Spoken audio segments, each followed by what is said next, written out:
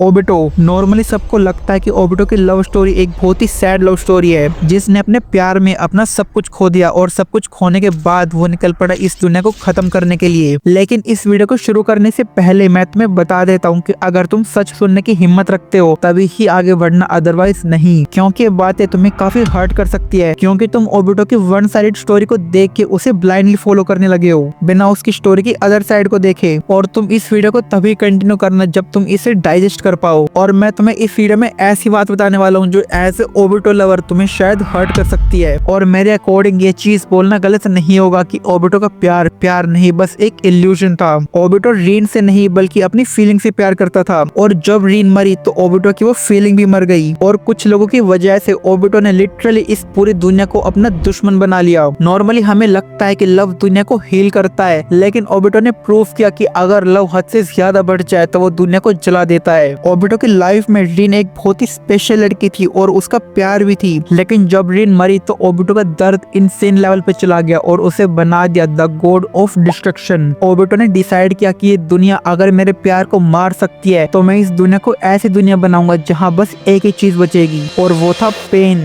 Reign Obito के लिए एक बहुत ही खास लड़की थी, और ओबिटो रीन से इतना प्यार करता था कि प्यार करते करते ओबिटो ने उसे अपने दिमाग में बसा लिया था। और अगर कभी प्यार दिल दिमाग में जरूरत से ज्यादा घुस जाए तो वहाँ लव ऑलमोस्ट खत्म हो जाता है और बचती है अटैचमेंट। लेकिन अपना ओबिटो कभी इस चीज को एक्सेप्ट नहीं कर पाया, तो खुद को जस्टिफाई करने के लिए ओबिटो ने खुद को एक लवर से एक विलन बना दिया। फिर ओबिटो के लाइफ में एंट्री होती है मादरा की, और मादरा ओबिटो के दिमाग में एक बहुत ही गलत चीज को फिट कर देता है। मादरा उसे बोलता है कि ये दुनिया की रियलिटी बस एक फेक है और रियल वर्ल्ड तुम्हारी इमेजिनेशन से बहुत ही क्रूअल है। और ओबिटो मादरा की उन सारी बातों को दिल से मान बैठता है और मादरा के पाथ को ब्लाइंडली फॉलो करने लगता है। और ओबिटो को अपने दिमाग में लगता है कि ये दुनिया ही है जो गलत है और मैं ही वो इंसान हूँ जो इसे बदल सकता हूँ। लेकिन एक इंसान की जिंदगी उसे तब तमाचा मारती है जब वो इंसान खुद को भगवान समझने लगता है। ओबिटो सोचता है कि वो एक न्यू वर्ल्ड बनाएगा, लेकिन उसकी वॉर की वजह से हर डेथ, हर स्क्रीम बस एक झूठ बन के रह गई। क्योंकि ओबिटो का गोल पीस नहीं बल्कि एस्केप था। अगर टेक्निकली देखे तो ओबिटो अपने दर्द से भागने के लिए इस दुनिया को मिटाना चाहता था, और यही एक लवर का सबसे डेंजरस पार्ट होता है। जब लव पेन से बोर्न नहीं होता बल्कि पेन को जस्टिफाई करने के लिए लव का यूज होता है। ओबिटो ने रीन के लिए दुनिया जला दी, लेकिन उसने इस चीज को कभी रियलाइज भी नहीं किया कि इस दुनिया में और कितनी हजारों रीन है। हर इंसान के पास किसी न किसी के लिए लव होता है। हर इंसान किसी का बेटा, किसी का लवर और किसी का दोस्त था। और ओबिटो ने जिस पेन को फील किया उसने वही पेन इस दुनिया को भी दिया। और आयरनी की बात तो ये है कि ओबिटो ने जिस लड़की के नाम पे हजारों लोगों को मार डाला वो लड़की खुद शांति चाहती थी। ओबिटो बोलता है I will create a world without a pain, लेकिन सच बात तो ये है कि ओबिटो एक ऐसा वर्ल्ड क्रिएट करना चाहता है जहाँ पे कोई फीलिंग्स ही ना हो, मतलब कि एक वर्ल्ड विदाउट इमोशंस। और जहाँ पे इमोशंस मर जाते हैं वहाँ पे लोग नहीं बल्कि उनकी जिंदा लाशें एग्जिस्ट करती हैं। और अगर तुमने इस दुनिया की रियलिटी को करीब से देखा है तो तुम जानते हो a person without emotions is not a person, he is a living dead body. और ओबिटो उसने अपने पेन को रिमूव करने के चक्कर में लिटरली ह्यूमैनिटी ही खत्म कर दी, और उस बैटलफील्ड में मरी दो चीजें, लवर्स और उनके इमोशंस। और वहाँ बची बस एक चीज, एक दर्द भरी आवाज जो जोर जोर से चिल्ला के बस ओबिटो का नाम ले रही थी। ओबिटो की स्टोरी एक परफेक्ट एग्जाम्पल है ट्रॉमा का। जब एक इंसान पेन को फील करता है तब वो दो चीजें करता है, या तो वो उस पेन से हील होकर एक स्ट्रॉन्ग इंसान बनता है, या फिर वो इस पेन का बहाना बनाकर इस दुनिया को सजा देने के लिए निकल पड़ता है। और ओबिटो ने चूज किया अपना दूसरा ऑप्शन। ओबिटो ने अपने इंसानियत को जड़ से खत्म कर दिया और उसने इस वॉर को जस्टिफाई करने का ट्राई किया। और जब इंसान अपने गलती को जस्टिफाई करने लगता है तो वो कोई हीरो नहीं बल्कि एक विलन बन जाता है। जब ओबिटो वॉर में किसी इंसान को मारता है तो वो अपने अंदर की छुपी हुई रीन के एक एक कतरे को खत्म करता है। और जब वॉर खत्म हुई तो ओबिटो के अंदर कुछ भी नहीं बचा, उसका दिल लिटरली खाली हो चुका था। अब ओबिटो ना कोई लवर था और ना ही कोई सोल्जर और ना ही कोई इंसान, वो बस एक इल्यूशन था, एक चलता फिरता खाली इंसान जो खुद को भगवान समझने लगा था और अपने गलतियों का टोकरा अपने सिर पर लेके घूम रहा था। मतलब कि ओबिटो ने अपने लव को प्रूफ करने के चक्कर में उसकी इम्पोर्टेंस ही खत्म कर दी, और लास्ट में ओबिटो के पास क्या बचा, कुछ नहीं। और यही होता है एंड एक टॉक्सिक लवर का।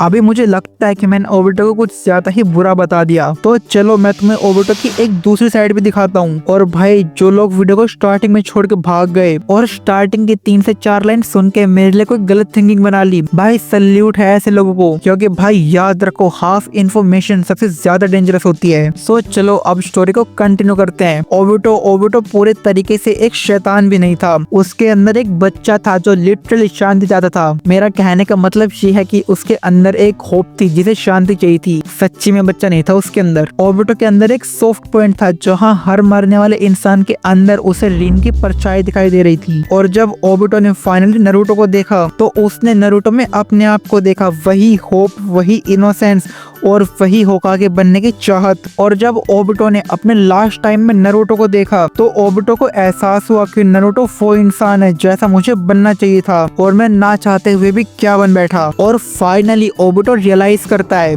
Yes I am wrong, I am guilty. लेकिन ओबुटो को एक चीज बहुत ही लेट समझ आई और यही है लाइफ। किसी भी चीज की इम्पोर्टेंस हमें तब समझ नहीं आती जब वो हमारे पास होती है। उस चीज की इम्पोर्टेंस हमें तब समझ में आती है जब वो हमसे छिन जाती है या फिर हमारा टाइम आ जाता है इस दुनिया को छोड़ के जाने का। और अगर हम टेक्निकली देखें तो ओबुटो और नारुतो दोनों के दोनों एक ही सिक्के के दो पहलू हैं। दोनों ने अपनी लाइफ में पेन देखा और दोनों ने फेस किया रिजेक्शन। लेकिन डिफरेंस ये था कि नारुतो ने अपनी फीलिंग्स को, अपने पेन को इस दुनिया से शेयर किया, लेकिन ओबुटो ने अपने पेन को इस दुनिया पे थोप दिया। देखो मैं साफ साफ बोलता हूँ, ये दुनिया बहुत ही जालिम है, बहुत ही खराब है और इसमें कोई शक नहीं तुम इससे बदला लेना चाहते हो, लेकिन उस बदले में उन लोगों की क्या गलती जिन्हें तुम बेवजह सजा दे रहे हो। नारुतो ने कहा मैं सभी को प्रोटेक्ट करूंगा, लेकिन ओबुटो बोलता है कि इस दुनिया ने मुझसे मेरा प्यार छीना है तो मैं उस दुनिया को खत्म कर दूंगा। ओबुटो की कहानी बस एक लवर की नहीं बल्कि हर इंसान के अंदर छुपी हुई डार्कनेस की कहानी है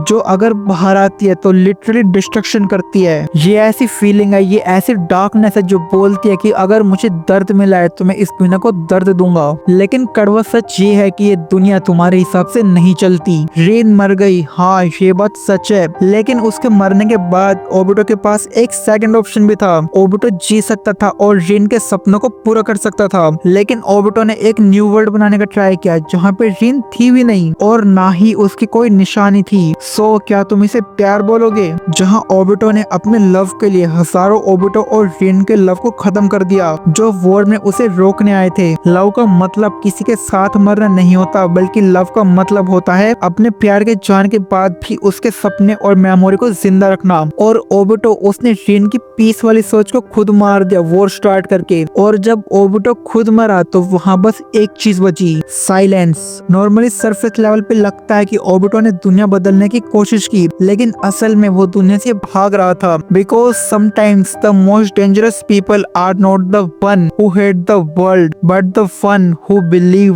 that pain give them the right to destroy it. और ओबुटो ने लिटरली यही किया। He did not die for love, he died proving that he never understood it. By the way, अब तुम्हारा ओबुटो को लेके क्या पर्सपेक्टिव है? Let me know in the comment section. भाई मुझे देखना है कि अब तुम ओबुटो के बारे में क्या सोचते हो, क्योंकि भाई मेरे अकॉर्डिंग ओबुटो कोई बुरा इंसान नहीं था, उसे बस मादरा ने मैनिपुलेट किया था और ओबुटो का इस दुनिया को खत्म करना जस्टिफाई है 100%। लेकिन उन लोगों को जिनकी वजह से ये सारी चीज हुई थी, ना कि पूरे शिनोबी वर्ल्ड को। सो तुम लोग मुझे कमेंट्स में बताओ तुम लोग मेरी इस बात से एग्री करते हो या नहीं। बाय द वे मैं हूँ द ब्लेसिंग वर्फ और इस चैनल पे तुम्हें मिलेंगे attack on Titan, demon slayer, bleach और नारुतो के वीडियोस। सो अगर तुम्हें एनिमे की डीप कन्वर्सेशन पसंद है तो ये चैनल 100% तुम्हारे लिए है और मैं तो यही बोलूंगा सब्सक्राइब कर दो, फायदे में रहोगे। बाकी हम मिलते हैं अगली बार, तब तक के लिए बाय बाय।